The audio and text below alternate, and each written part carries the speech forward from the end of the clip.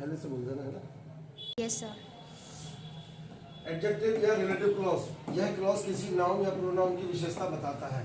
यानी adjective clause या relative, adjective को ही रिलेटिव क्लॉज कहते हैं और ये क्या करता है, नाउन या प्रोनाउन की विशेषता बताता है। फॉर एग्जांपल, यही वह लड़का है जो कल यहाँ आया था। This is the boy who came here yesterday. तो यहाँ पर जो है हु केम हियर यस्टरडे, ये क्या हो गया हमारा एडजेक्टिव क्लॉज, क्योंकि इस पूरे के पूरे सेंटेंस के टुकड़े, क्लॉज का मतलब होता है वाक्य का टुकड़ा, और यहाँ से आता है ये वाक्य का टुकड़ा है। इसने बॉय की विशेषता बताई है कि ये लड़का कौन सा है जो कल यहाँ आया था। तो ये क्या हो गया हमारा एडजेक्टिव क्लॉज। यह वही स्थान है जहाँ गांधी जी पैदा हुए थे। This is the place where Gandhi ji was born. तो where Gandhi ji was born ने किसकी विशेषता बताई, द प्लेस की, कि ये कौन सा स्थान है, ये वही स्थान है ना।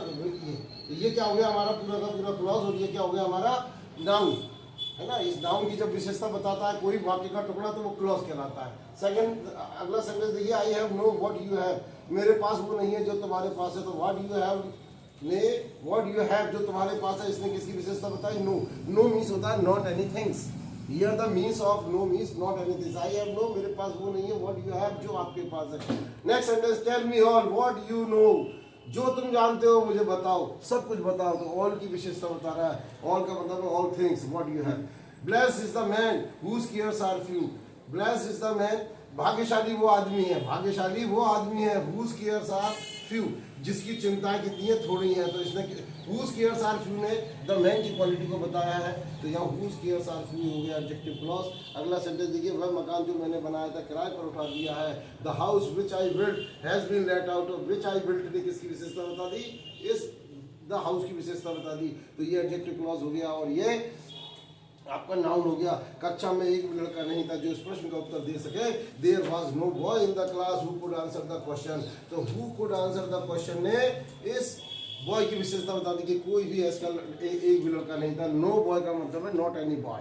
ओके, सभी ने प्रस्ताव स्वीकार कर लिया जो मैंने कर रखा था। All accepted the proposal which I put yesterday. Which I put yesterday जो मैंने कर रखा था, इसने प्रपोजल की क्वालिटी को बता दिया। तो ये हो गया एडजेक्टिव क्लॉज।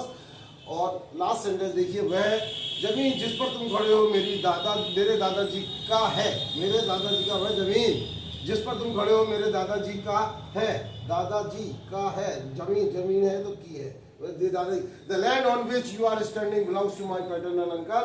तो on which you are standing ने किसकी बता दी विशेषता, इज द लैंड की।